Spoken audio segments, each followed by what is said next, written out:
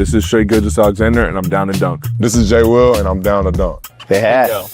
Here we go. I'm Isaiah Hartenstein, and I'm down to dunk. I hope savior of basketball has won. Well, the Dortcher Chamber has been going pretty well. I'm Aaron Wiggins, and I'm down to dunk. I'm Chet Holmgren, and I'm down to dunk. I'm Mark Dagnall, and I'm down to dunk. He just does a big smile and I feel blessed by God to be here down to dunk, be here with you. I'm Alex Caruso, and I'm down to dunk. I'm AJ Mitchell, and I'm down to dunk. This is Isaiah Joe, and I'm down to dunk. Oh, jeez. Are you going to sing it good enough for me to guess it, or? Panhandle. Jeez. I'm tweaking. Name 2 famous Oklahomans. Myself and Jalen Williams. Is that a crazy answer? All my friends call me Bob. Where's Rachel? Unique story. He lived a whole life. Plain? Plain. This is Kason Wallace, and I'm down to dunk. This is Lou Dort, and I'm down to Dort. True blood Oklahoma. That's right. Pretty exciting, if you ask me. This is J-Dub, world champion J-Dub, and I'm down to dunk. And eat burgers. Ooh, welcome to Down to Dunk. I'm your host, Andrew Schlecht. We're part of the Athletic Podcast Network. Before I get to my good friend Alex Speers, I want to tell you about 2 other friends of mine. Aaron and Drew Reese of Shelter Insurance. Give Aaron a call or text today, 405-773-5500, or Drew, 405-478-7714.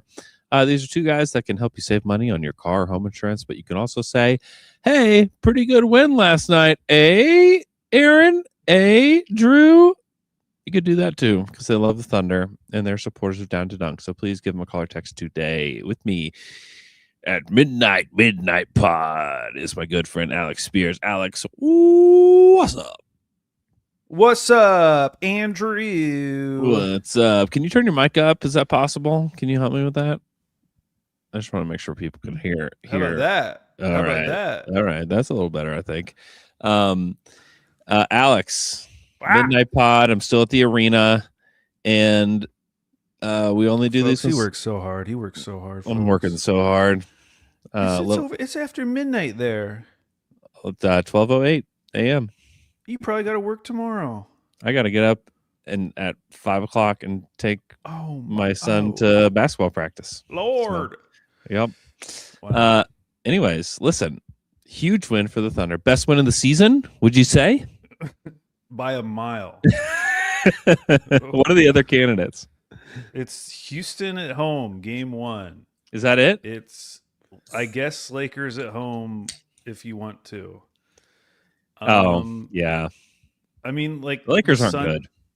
No, the Suns game in the NBA Cup was fun, but Devin Booker didn't play, so not that. Maybe that Miami game. Oh, Maybe the Memphis game. Oh, Memphis is number 2. All right, yeah. 2. Okay.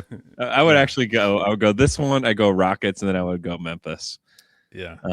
Depends on how much of a Kenrich Williams fan you are, but by a mile. Yeah, is the point, because that was much needed, and I loved the way it happened, because I was listening to you and McKellar on Monday, and you were saying something I agreed with, which is rare, which was that you didn't want this game to come down to shooting variance. Yeah, and I agree. It's you don't it'd be fun if they went out and shot 60% from 3 and just blew the doors off, but it wouldn't really mean anything. Yeah, what do we learn from that? Yeah, these 2 teams were so even across the board. Like field goals, 85 to 81.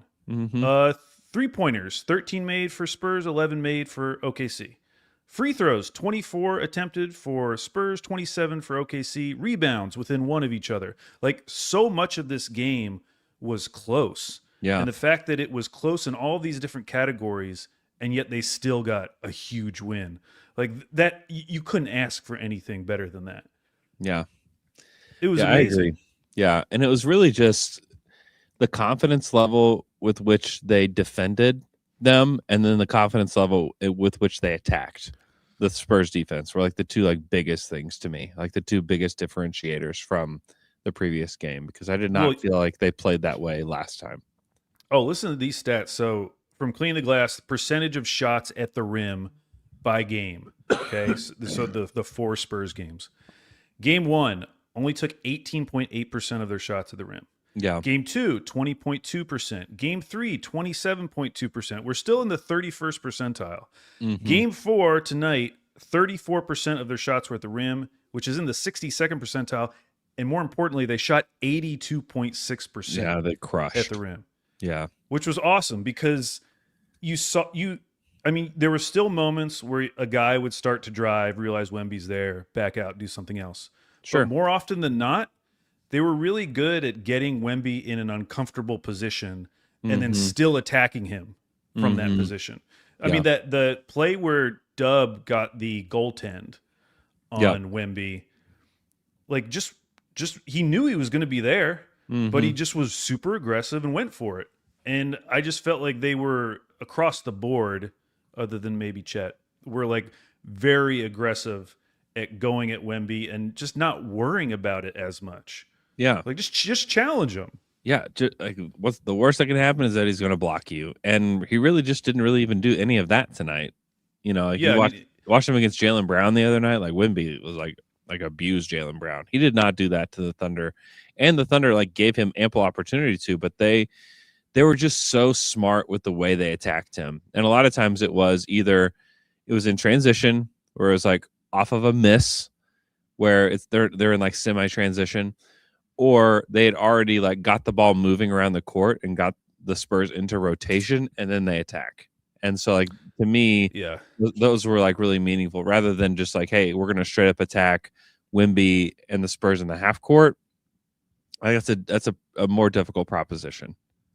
Yeah, there were a few plays where Spurs miss, and you could see the Thunder were just like, let's just try to get it up the court as quickly as possible, just because we know that Wemby was at the rim when that shot was taken.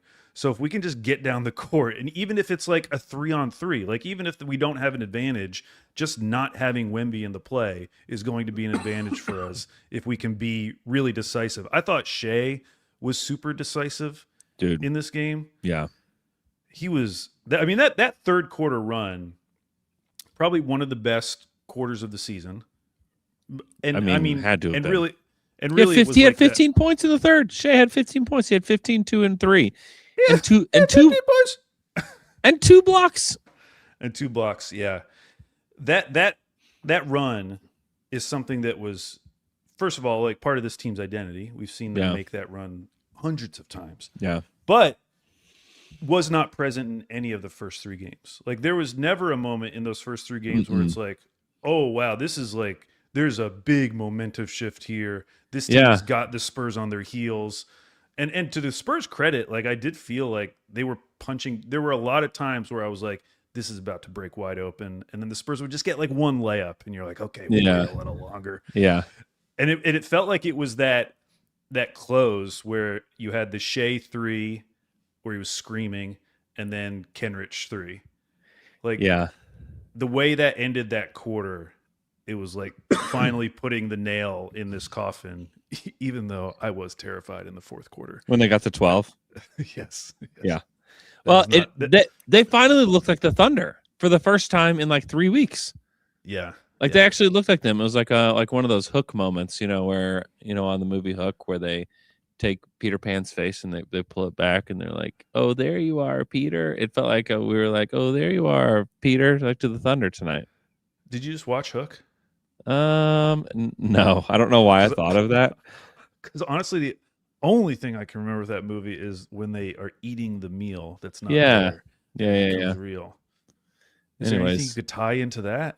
Because I know that reference. Shout out to the Hook heads out there. They hadn't looked like themselves in a long time. And so it was just like good to see them play like their brand of defense and get to the rim. And even though they didn't shoot it that well from 3, like they were still able to dominate, which is like a characteristic of this team that we haven't seen in a long time. Like they almost needed shot variance at times to like pull themselves out of it. And it's like, no, like that's not really how this team had like survived or won as much as they did. It was like you got there because you played physical and you played great defense and you drove relentlessly. And that's really what we saw tonight. It was just good to see them like look like themselves again. Oh, seeing them in the passing lanes tonight and the lob lanes tonight. Yeah. Like they were just they were being that annoying, pesky chaos defense that we've come to love. That Shea block, that it ended up in the hands of a Spurs player, so it didn't like wind up in what could have been like a crazy like transition play, after he blocked it. But like he like blocked that at the apex, and it was supposed to be a lob to Wemby, and you see Wemby like, like up, throw it up to me, and Shea just out of nowhere, which is unusual for Shea. Like that's not like a Shea defensive play, like when you think about Shea, but like he got up and like just volleyball spiked that thing. I mean, that was crazy impressive. Yeah, I think that was Champagny who threw that lob. Yeah. Thunder should trade for him. He's got that OKC DNA of not He's being able to good. throw good lobs. He's a good player that can just throw a terrible lob. He's awesome. He's awesome. Yeah, I mean, Shea, that was like an MVP moment in the third quarter, which I think was highlighted by the three where he starts yelling. Who was he yelling at? So he's yelling at Steph Castle, and that's awesome. it was off of, there was a double T called on both of them. They were underneath the basket. They're being super physical. It was down like by the basket where I was near, and so got like a pretty close look at it, and like they were like really going at it. Like I don't know if it really justified a double T, but you could see why the official would want to do that. And then Shea hits the three in his face. Then he yells something at him that I can't say on this program. And it just made me think, and I've been asking people, have we seen Shea do that to an opposing player before? Like we've heard him like yell stuff like I am him, and he's yelled stuff, whenever he makes shots or whatever, but I've never seen him make a shot, do his celly, and then look at an opposing player and say something to them in that kind of way. I just hadn't seen that from Shea. I thought it was a moment. Like it was like a Shea moment. And if you haven't like seen it, like it's worth going and watching it because it was like certainly a moment. Yeah, and hey, credit Castle for bringing that out of him because I thought, especially in the first quarter, like Castle was really good. Yeah, Castle's awesome. Castle's awesome. I like that. And then as that game went on, like it took Shea to another level. I mean, that third quarter was just incredible. And and pair that with the game we got from J. Will, which I don't know if they win that game if J. Will is still injured. Because like assuming iHeart's not there, dude, like he was awesome. He was their best big tonight. He was, and it seemed like Mark recognized that. And he did. He made that adjustment. Yeah, he made the necessary adjustments, which is good. And it's like no shade at Chet, but like that's just how things were tonight. Like it just was. I thought J. Will was amazing. And I think that he hit the turnaround fade away off on Wemby. Like he got a three to go down. He makes the offense flow. Yes. So much better. He's a very, very rhythmic player. Yes. That play where it ended with Caruso getting hit in the head by Cornette. But leading up to that, there was so much movement. There was like a pass from Wiggins to AJ Mitchell, and then he passed it to J. Will. J. Will did a dribble handoff with him, but then he turned around and went to the middle of the court. AJ passed it to him there. Then he passed it to Alex Caruso. There was just so much movement around everyone, and it was all revolving around J. Will. Mm-hmm.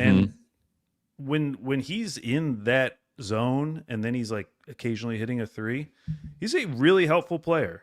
He's a really helpful player for this team. Yeah, he and AJ are just like are two guys that they add so much more rhythm to the team on both ends, really. But like it's easier to see it offensively.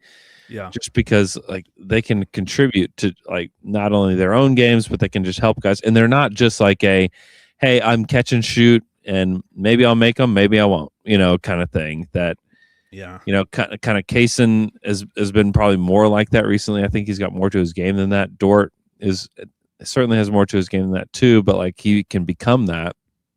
But like Jay Will can contribute even if he's not making shots. Like he can be a passer. He can be a guy that does space the floor some. Like he's just a helpful player. And he had the corner three that was like probably the play of the night. You know, after he had gotten a steal and hits the corner three, and he's like bouncing on one leg down the sideline, screaming toward the crowd. I mean, that was a huge moment, you know, in the game, and that felt like they were back. You know, it was really cool. Yeah, and some of this is playing these minutes with Shea, but the fact that Jay Will was a plus 30, like it wasn't just Shea. Like that combo, when those guys were on the court, they were dominant. Yep. Yeah, McKelly and I were looking at the numbers the other day where it's like, yeah, Jay Will has been one of those guys this season for them so far. I mean, it's been super impressive to see just the improvements that he's made as a player. And the fact that they won the Wemby minutes. First of all, shout out to the Spurs for starting him. Thank you.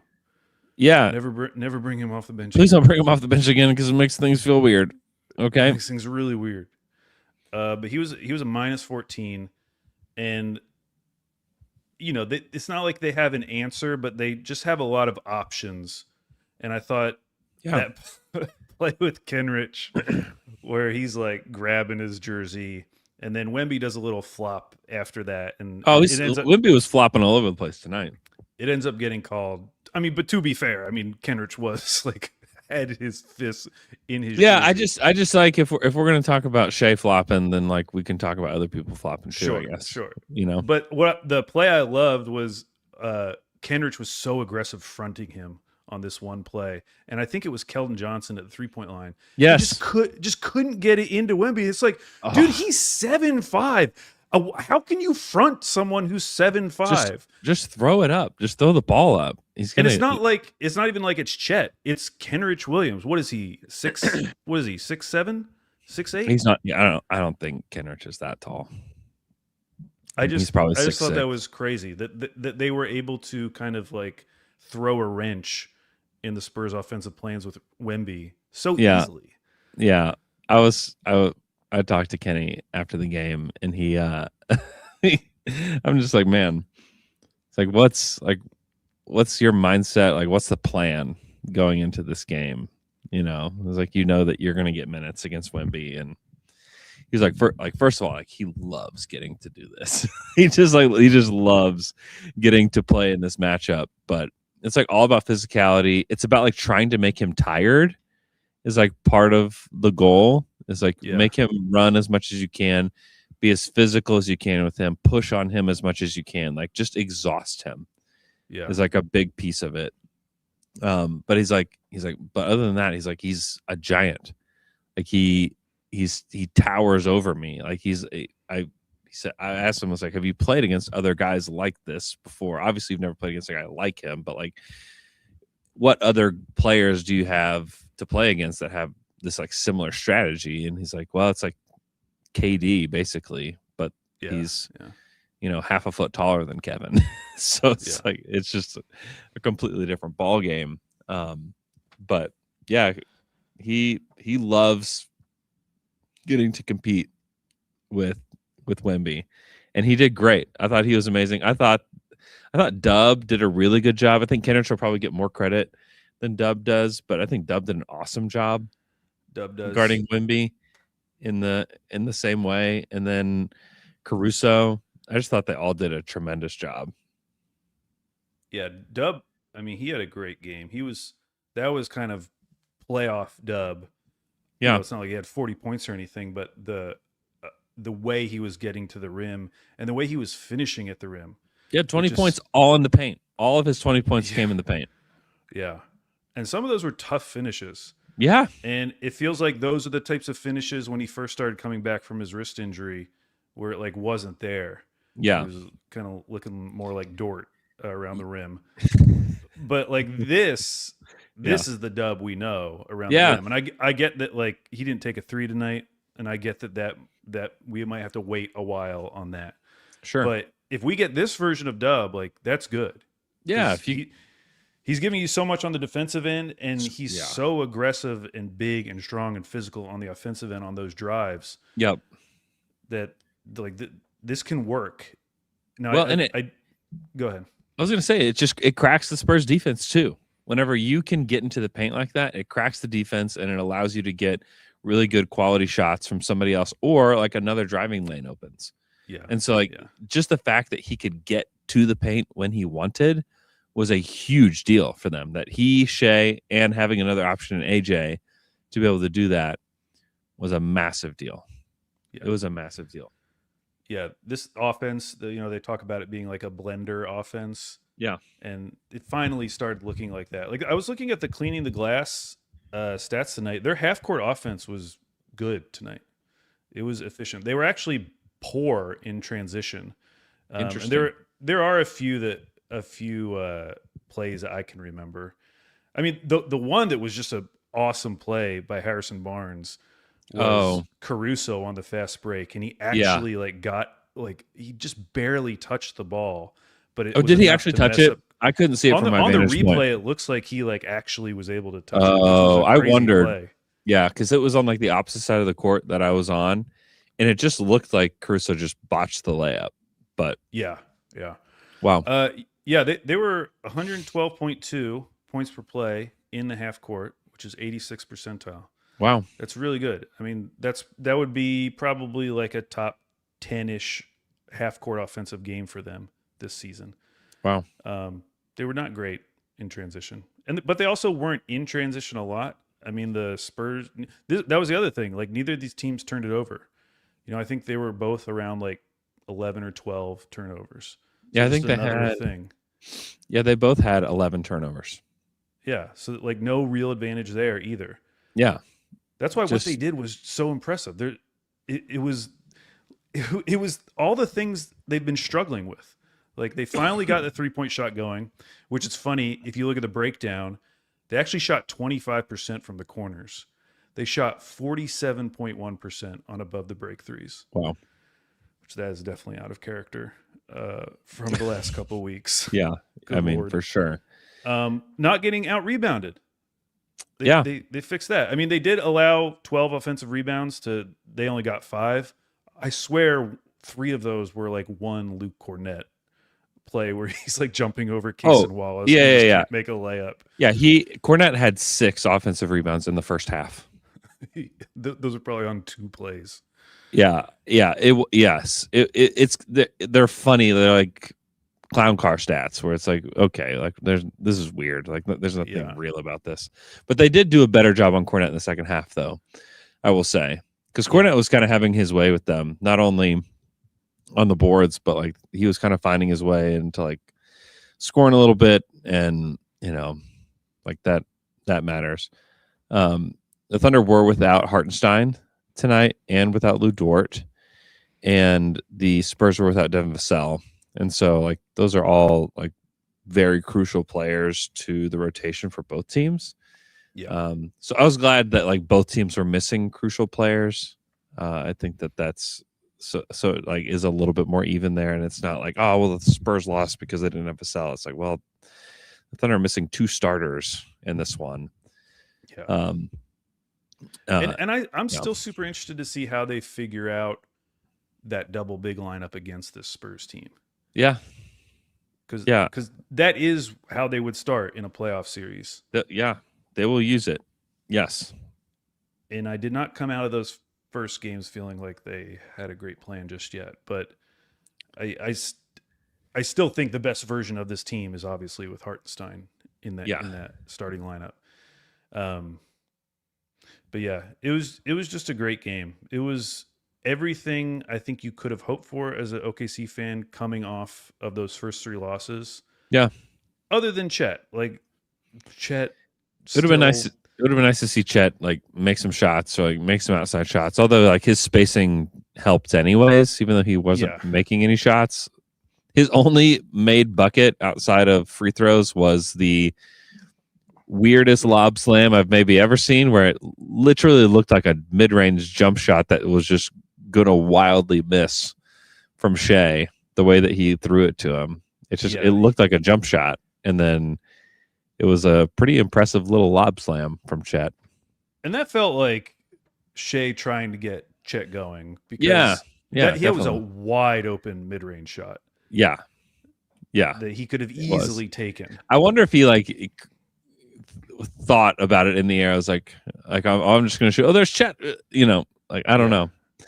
But yeah, it was not the best Chet game. Chet got dunked on big time at the beginning of that one, and it was just like one of those moments. Sitting next to Joel Lorenzi, now my colleague at the Athletic, is covering the Thunder a little bit now, and he's in town, and we just looked at each other, just like, oh my gosh, what is happening? What is going to happen tonight? It's kind of how it felt. Well, it was after such a you bad saw start because the first play the Spurs made, Chet was so worried about a Wemby lob, I guess, that he just didn't contest a wide open layup. Castle got right to the rim, and it was like, oh, whoops. It's wait, and then the very next play is that Wemby dunk on him. And it felt, oh my God. And you're a little bit like, oh no, here we go again. It's how it felt. It was not great. What I will say though is that unlike especially games 2 and games 3, because this is a series now, we still have 5-game series. We got one more, but it's very important for morale. That's right. To get game 5. It's like Andrew versus the Beat, where if you can get the last question right, even though it doesn't do anything, you just feel a little good going into the weekend. Yeah. Yeah. But even though that game was so close in the first half, it felt like the Thunder were in control. Yeah. And sure. It didn't feel like they were barely hanging on to a lead. It felt like they just needed to have one of those runs that they eventually had in the third quarter. But I still felt good at half. Yeah. It was a close game, but it was a fun game, and yeah, I felt both teams were playing solid, and we're just kind of waiting for one team to really take control. But I never felt the way I did in those other games, where it felt like, oh my gosh, we're just hanging on.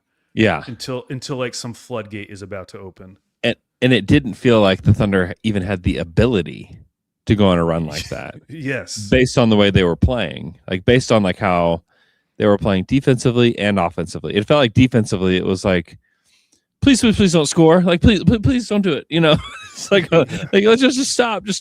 And then offensively, and even the stats that you read, I think that they took one more shot in the restricted area on Christmas Day than they did in the game tonight. But it didn't feel like that. And there are even some that I remember where they get all the way to the rim, or they took a shot. Casey Wallace gets an offensive rebound right at the rim and just smokes a bunny right there. It's I don't know what necessarily to do with that. I kind of want to go back and watch those games again just to take any bias that's in my brain about those games out. But it was they just played different. They played with an air and a confidence that they did not in those other games. So it was just it was good to see them play like that. Okay, let's take a quick break. We'll come back. We're going to answer a super chat question from Thunder Rolls, and we'll continue to chat about this game. We'll be right back. And we're back after that quick break. I'm going to tell you about my friends over at Bob Moore Kia before we get to this super chat. Right now at Bob Moore Kia, you can get, this is what I'm driving right now, Telluride, 2025 Telluride SX Prestige X Line. That's what I'm driving right now. Awesome vehicle, 0% for 60 months. You should go check this out. If you have not driven or seen a Telluride, amazing vehicle. Go check it out now. Get a Kia Sorento, also a great vehicle. I driven one of those. 2026 Kia Sorento S for 0% for 60 months.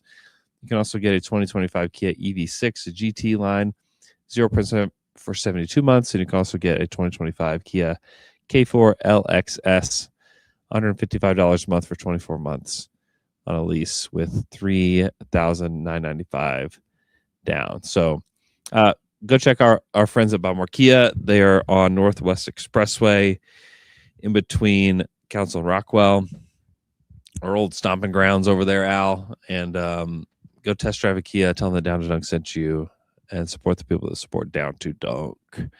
All right, super chat time from Thunder Rolls. Thanks for the super chat. Glad to see the boys are back in town. Nice to see the Thunder getting a little chippy. Nothing wrong with that. Wiggins getting wiggy with it. So glad to have J Will back. I thought he had a question. He doesn't have a question. He just wants to tell us some stuff. I do think it was. I did appreciate Mark getting a tech. They were up 16 at the time, I think, but got a technical foul for Shea. Shea looked like he got fouled on this play, and it did. I think he did. I think he got fouled, and Mark just went ballistic. Oh, and did you not see the replay?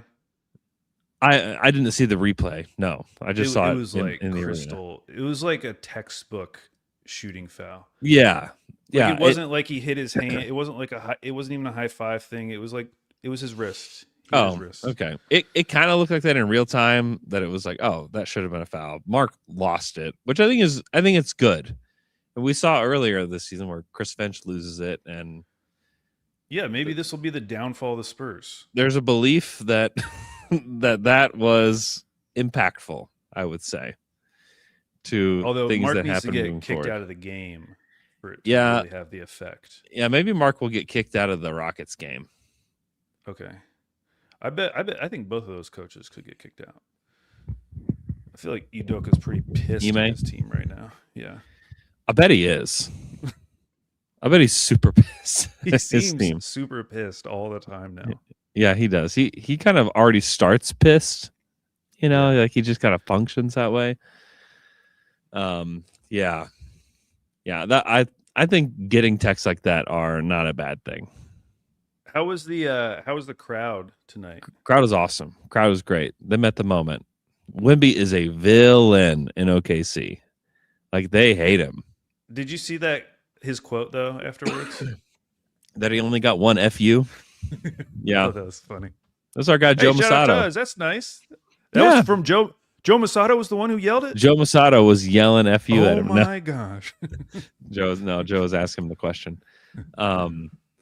Yeah, Wemby is incredible. Like Wemby's incredible. Like he's incredible on the court, off the court. Like he's incredible, and he's still like far from a finished product. And there are a lot of things that you can see in his game that like show that.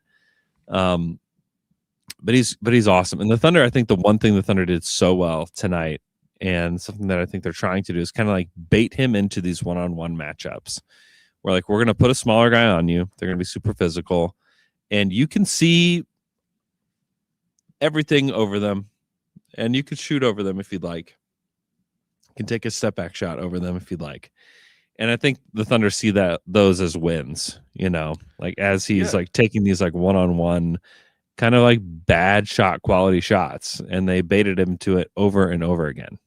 Convince him that he's KD, basically.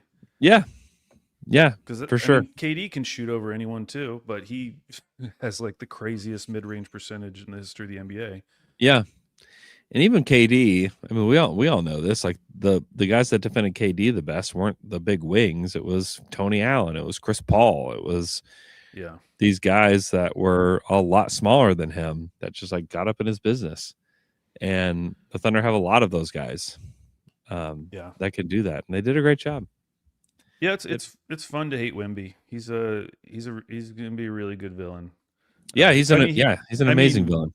He's going to be an amazing villain for one team because everyone else obviously would favor Wemby over Shea.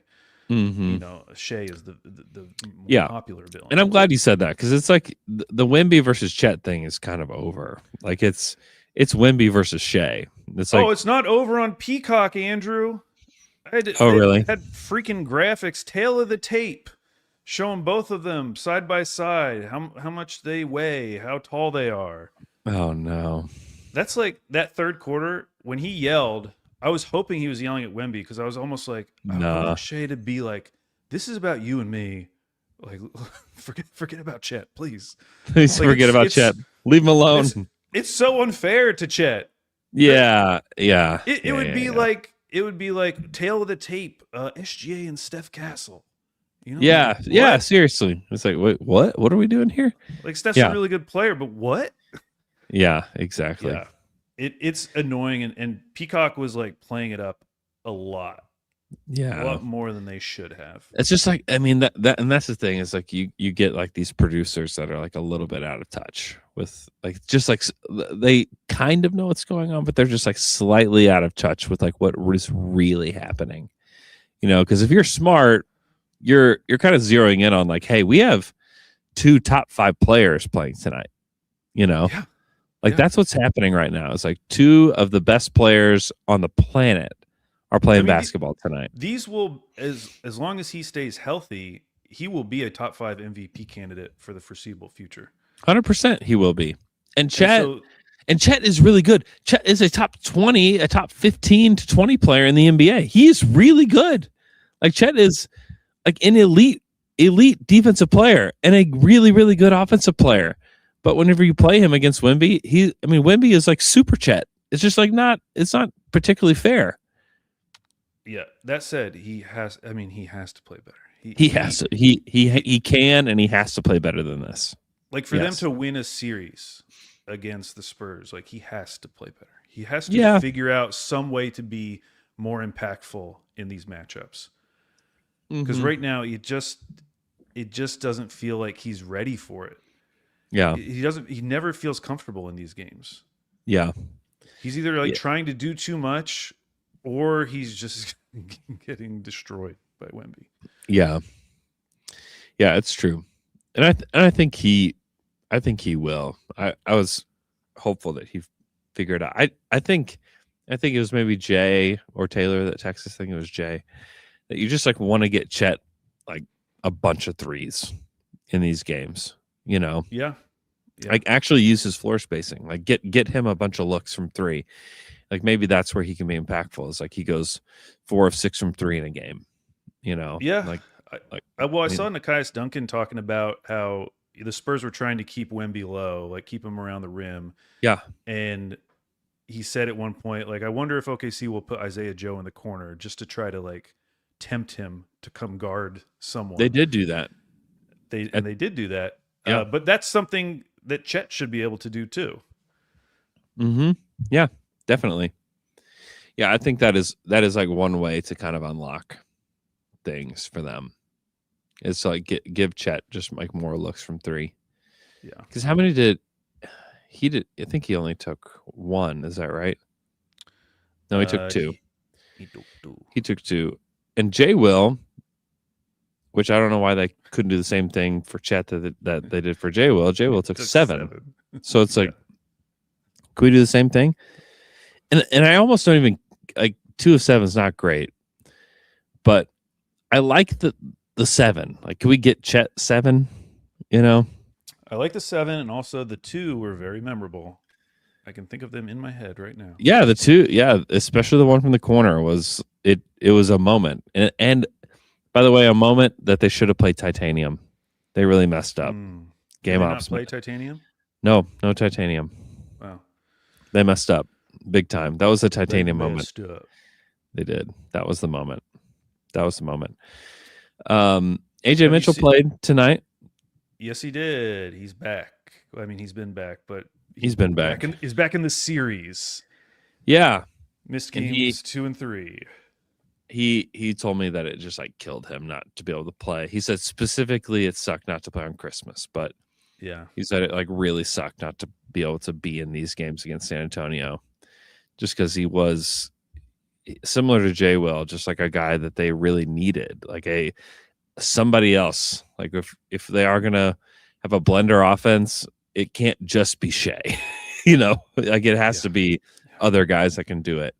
And I thought AJ did really well. He didn't hit a 3 tonight, but had a few good looks, but finished with 11 points and continues to be really impactful as a defender and impactful in the game. He played 30 minutes in this game, which he is like rising up the ladder for the Thunder. You know, it feels like game by game almost with the importance that he holds to this team. So another good night from AJ.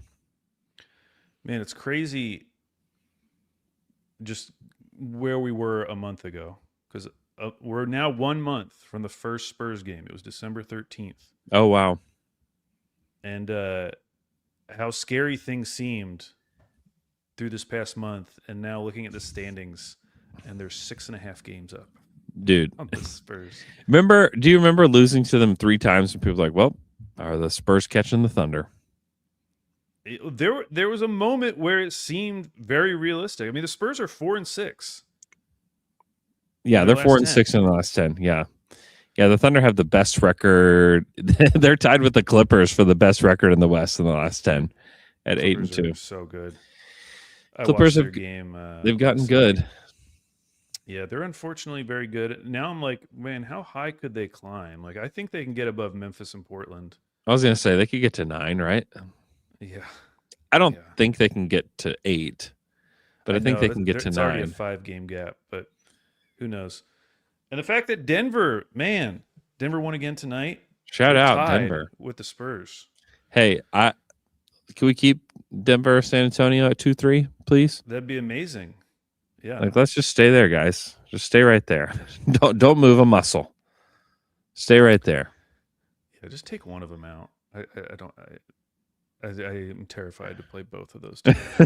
Yeah, that would not be great to have to play both of them on if you're trying to repeat. It would be really, really tough. But yeah, like, I mean, it did feel like freak out time for the Thunder, and yet you look at the rest of the top 6, and it's Thunder 8-2 in the last 10, Spurs are 4-6, Nuggets are 5-5, Wolves are 7-3, Lakers are 5-5, and Rockets are 6-4. Yeah. You know, it's kind of, it's funny because sometimes you get so laser focused on the team that you watch and you don't like put your head above water to see what else is going on. It's like, oh, things aren't going that well for anybody else. And even you look at the point differential across the whole season, you know, the Thunder are at a 13.2, Spurs are at a 4.8, Nuggets are at a 5.3, Wolves are 5.7, Lakers are a 0.1, Rockets are a 7. You know, there's really only, I mean, the contender number is 6, and it's the Thunder obviously at a 13.2, and the Rockets are like really the only 2 teams. And some of that's been injuries for obviously the Nuggets. It's been injuries, but and as Minnesota had a horrific start, you know, they're trying to like climb up to that number. But just like something to watch is that, and it's happened before where like teams have gotten to the finals with a point differential that is below 6, but that's kind of like the number that people look at for like a true contender. And so a lot of teams that are kind of hovering near that number right now. Next up, those Houston Rockets. Yeah. On the road. How are you feeling about it? Would be second biggest win of the season. Yeah. I would say. Because Şengün's back now. Yeah, I was going to say Şengün's back. Yeah. And they still barely beat Chicago. I know. Yeah. I'm really disappointed. I don't know if you've been following Reed Shepherd, but it's fallen apart.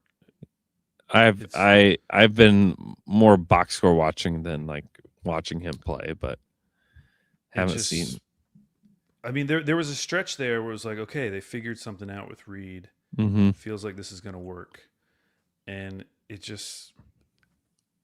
I know this because he's on my fantasy team, and I just haven't wanted to drop him, Andrew, but it's getting close. It's getting dark out there. Interesting for us Reed fans. Yeah, he had a crazy stretch. He did, and that game against the Kings, like it felt like they were just targeting him all the time. I think he only ended up getting 15 minutes against the Kings. Wow. That's not good. They're having to play Amen Thompson 41 minutes in that game. Wow. That's wild. He was great, but they lost. That's wild. But yeah, I'm very excited about that game just because Houston's, they're just a really tough matchup. Yeah, they're really good. Especially this version of the Thunder, not having Hartenstein. I'm assuming he'll still be out. Maybe he'll be back. Yeah, I would be surprised if he was. Like that could be, they could set some records, rebounding differential in that game if we don't start like Jay will with Chet. Yeah. Although the Thunder have been pretty good, they've been a little better defensive rebounding in some of these games, but point taken. Yeah, they're honestly, different. They're on a different stratosphere rebounding wise. Yeah. If Dort is out again, though, would you consider starting Jay Will? Why not? Maybe it puts your rotations in like a weird spot because then you'd have to like stagger. Yeah. And I do know that Mark doesn't love to like let other teams dictate matchups like that. Like he likes to go the other direction, where he likes to play a little smaller against like really big teams. So yeah, I don't know if he'll hold to that against the Rockets, but if the Thunder can, like, if they can make some threes and get out in transition and turn them over, then like they may force the Rockets' hand to like play a little bit more like the Thunder. So I don't know. I'll be interested to see like the way that Mark handles that, because in the past I just recall him playing against teams that were double big, and he's like, I don't really care. We're going to play smaller. And in fact, these will be. I remember it was the Pelicans who played giant, and they played Kenrich as their backup center against these like giant teams. So, but I don't know. I'm really curious to see how Mark handles that rotation without iHeart. But this will be a tough stretch. It's a 4-game road trip over the next week. Houston, Miami, Cleveland, Milwaukee. I know Cleveland and Milwaukee have not been good. They but stink. Still, I think that's their longest road trip of the season so far. What ties it? There was one more. But if they can get through that, and honestly, now that they got the Spurs win, feels like everything else is gravy this next week. Who cares? Yeah. I could survive another loss now. I'll just watch the Spurs game again. But once they get through this stretch, then it's Indiana, Toronto, New Orleans all at home. That's got to be 3 wins. That's got to be. Come on, guys. Come on, guys. I know the Pacers just beat Boston. But I know. And then we get at the Wolves at Denver. And that Wolves game, I mean, I guess the Denver game's, I mean, it'll be fun, but I'm guessing Jokic won't be back. But that Wolves game, with the way they're playing, that's the next big one. Yeah. That'll be fun. That is a big one. That is a big one. Did you see on social where people think that like the Thunder are trolling the Spurs with Rumble? I did see that. Yes. That was very funny. It's funny. The thing is, like, the Thunder have been doing this exact thing with Rumble for as long as I can remember. Multiple Rumbles. There's been multiple Rumbles that have done this. So it's not trolling the Spurs at all. So sorry, everybody. It was the same. I mean, everyone's just trying to, like, they really want this to be a big rivalry. Yeah, they're trying to like find any way to like make this a rivalry. Where it's like, that's not a thing. On NBA Reddit, people were like dissecting Shea after the game, saying this wasn't our Super Bowl. Mm-hmm. But it was in a response to a question about like asking him how big of a game this was, So like, obviously he's going to downplay it, but of course they just clipped his answer, so it feels like it's a shot at the Spurs. Yeah, and I don't know, man. This is going to be a rivalry because the Spurs are clearly good, and they're probably going to meet in the playoffs more than once because of how young they are. Yeah. So it definitely will be, but I don't think that we need any added fire right now. It seems. Yeah. Some of the stuff is like just being kind of like created by the internet, and then you see after the game, like, there are a lot of connections between these teams. You saw how excited everyone was to see Bismack. Bismack, yeah, beloved guy here. Lindy got some first quarter minutes. Yeah, Lindy played some minutes tonight. That was a little bit. Some minutes tonight. That was a little bit surprising. He played 13 minutes tonight. Yeah. Part of that is because of Vassell being out. But yeah, I don't know. I like Lindy. It just seems like these teams, like, I don't know if hate is the right word. It just seems like they respect each other. a lot. Like they recognize that this is like a very fun matchup. Yeah. I And this mean is going to be castle meaningful. the castle thing between he and Shea, that was different. But I was they were cool immediately after the game. Like they interacted after the game. Oh, they did. I didn't see that. Yeah. Oh, okay.